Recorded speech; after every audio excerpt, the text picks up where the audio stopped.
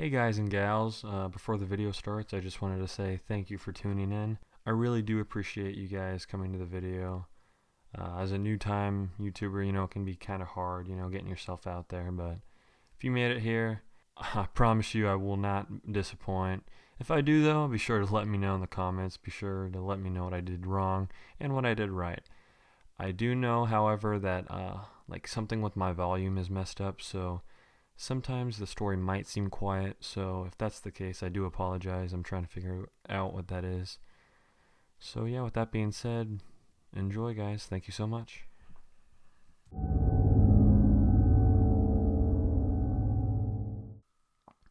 I've always had a really sparked interest in what is commonly known as the deep web. For an explanation on the deep web that I have found to be helpful, feel free to go there. The point of this post is not, though, to act as a guide to the deep web or to provide an explanation of what it is.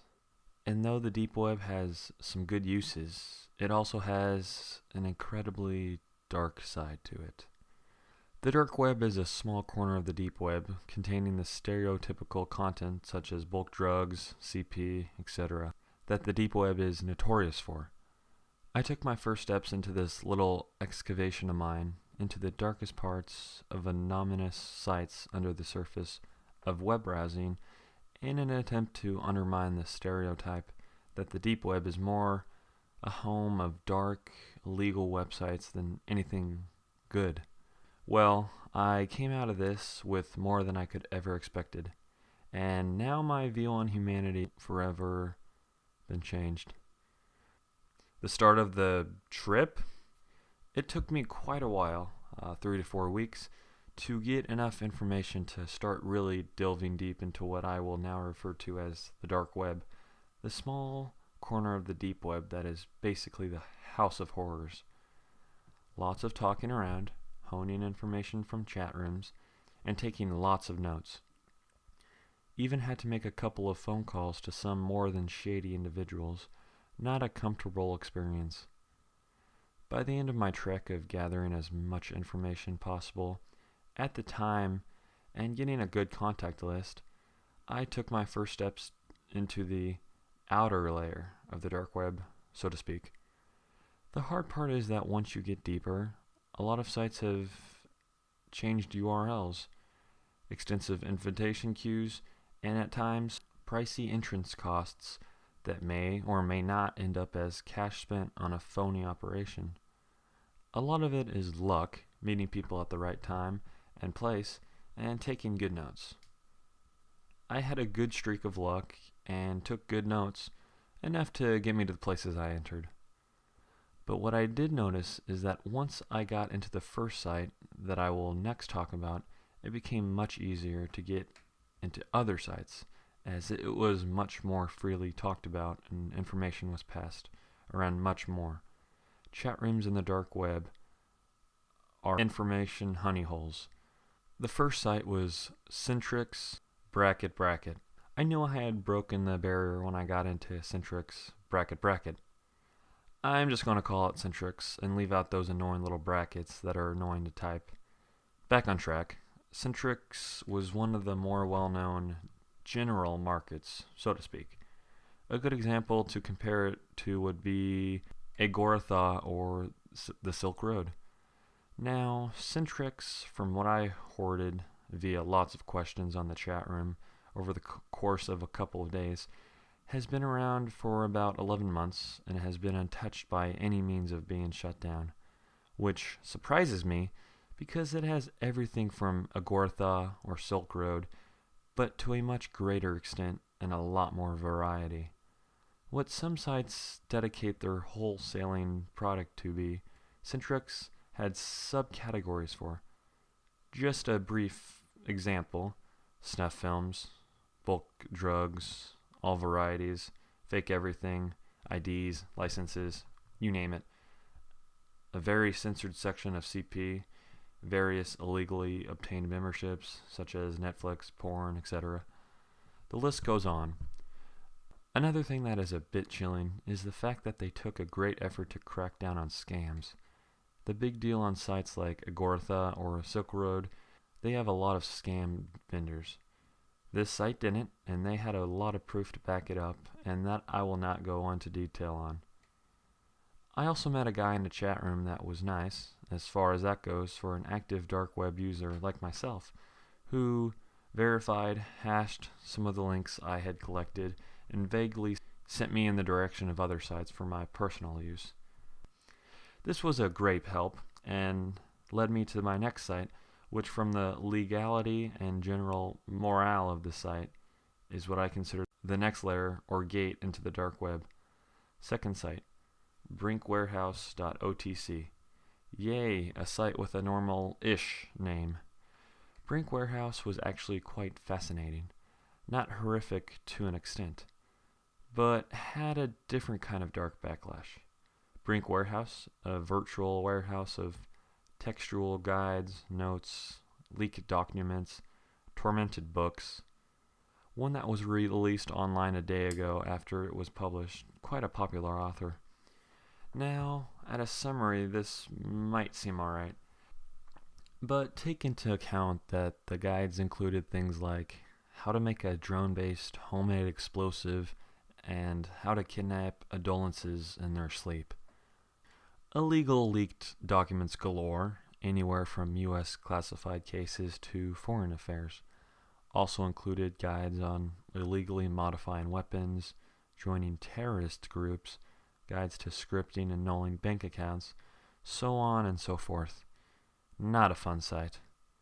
The next site I headed to is where it starts to get formally creepy, and where I found it necessary to post this on No Sleep. The site with no name I got access to, which I consider to be the start of the darkest of the dark web of the deep web.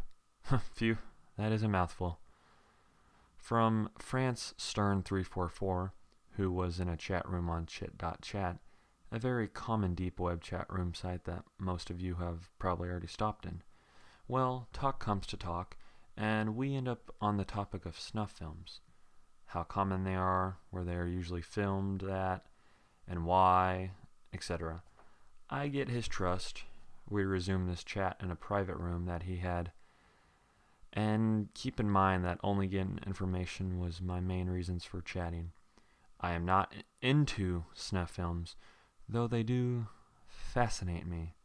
We talked for a good 20 minutes before, without me having to even ask, hooked me up with a site. We are just going to use a tidbit of the site's information. URL to name it, so 5611 it is. Now this site, 5611, required an invite, extensive registration, questioning, and a one-on-one meeting with what I assumed was a site director or admin. He, she was one harsh motherfucker, and the stern punishments for breaking the site's rules was laid out. The guy who invited me, France Stern344, I guess was a long timer on 5611, who had permission to let me take a tour of the new site.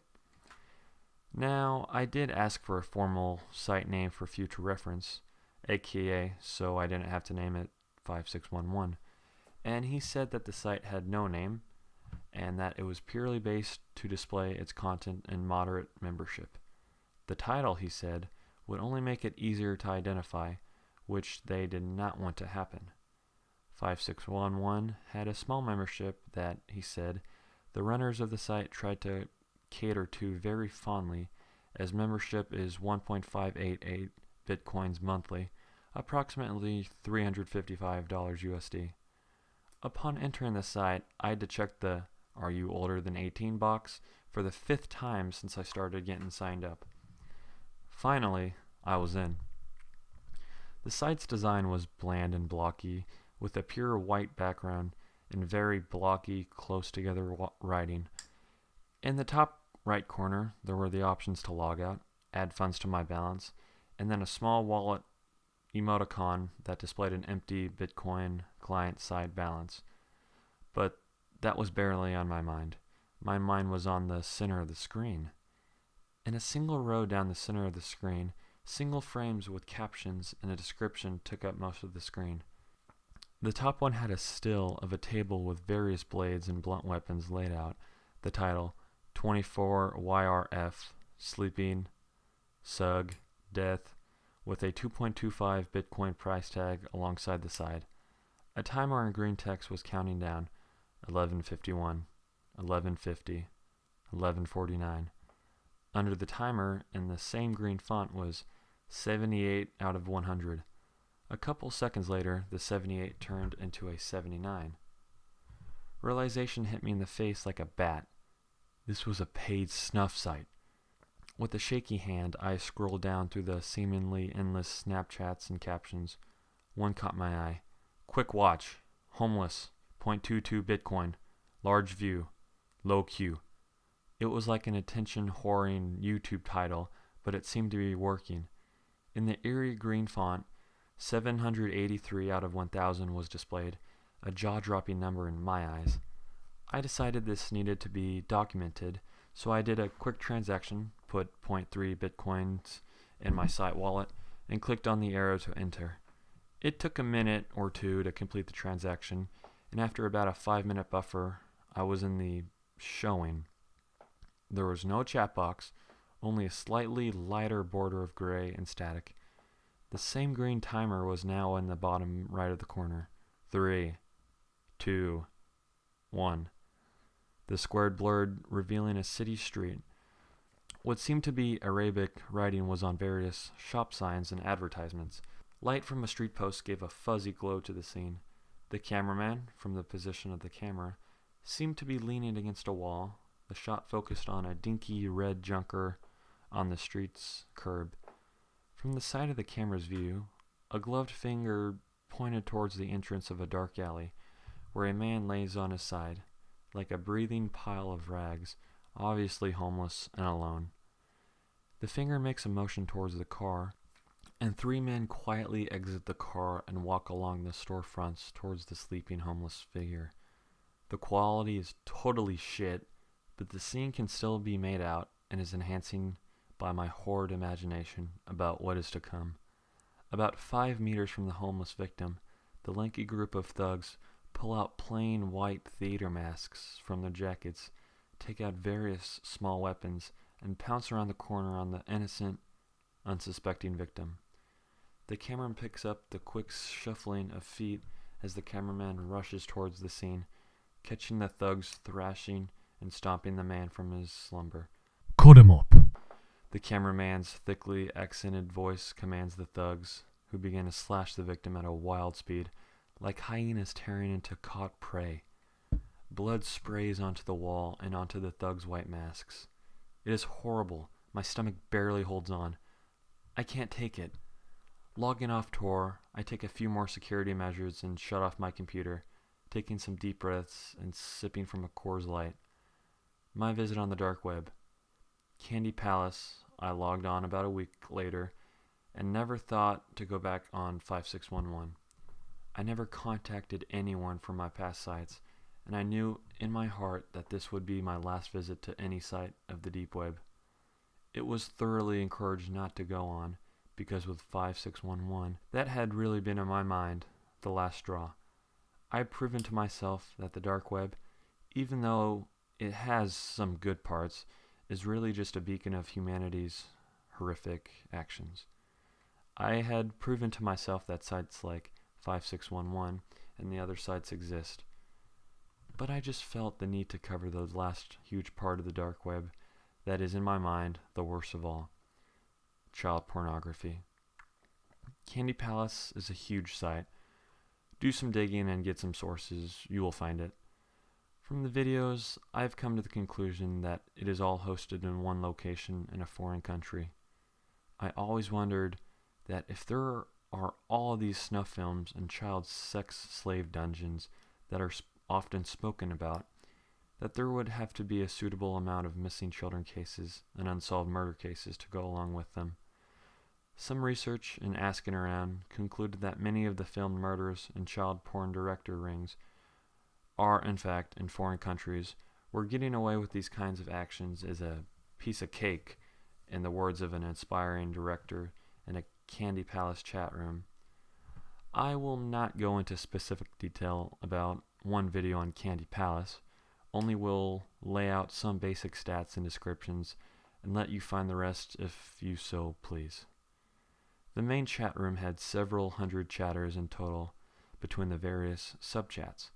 They actually had a very detailed profile of each child. An example was Tadasa, 9 years old, black hair, and then included a list of, if I remember correctly, 83 videos she starred in and counting.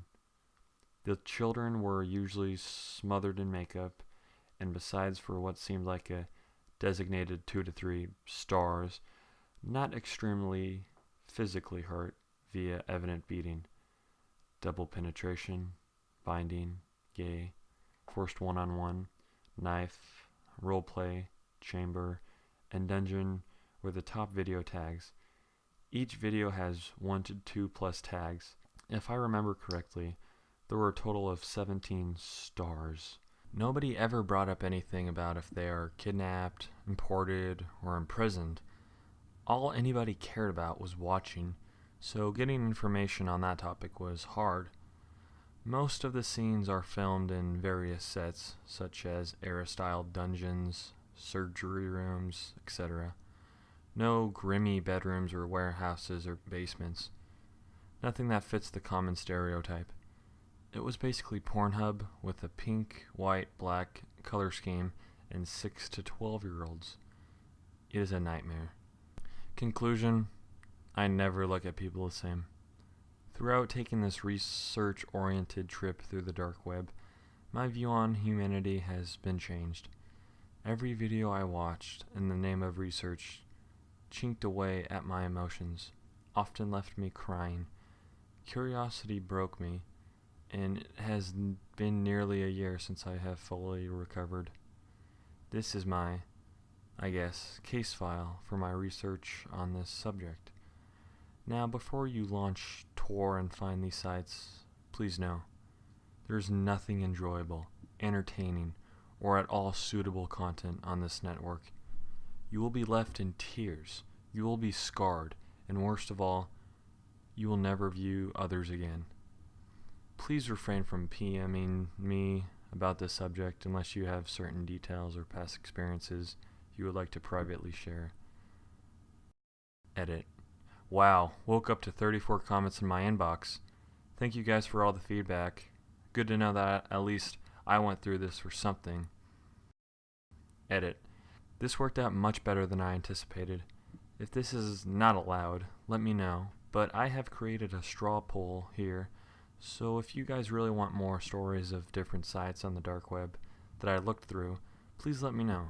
I also have done studying into the dark side of Craigslist, etc. Edit. So you guys voted that you want to see more insights on other dark web sites. I was not intending for this to be a series, but I guess it's turning into one in some sense. I will hopefully compose a second post that mainly consists of sites and their descriptions. Here's a link to, if you want, vote on the types of sites you want me to talk about.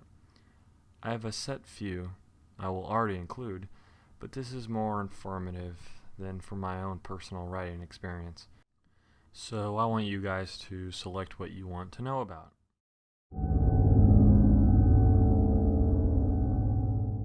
Hey guys, if you made it this far in the video, I just wanted to say thank you so much. You took 18 minutes out of your day to listen to a new time comer for YouTube narrating, so I couldn't ask for anything more.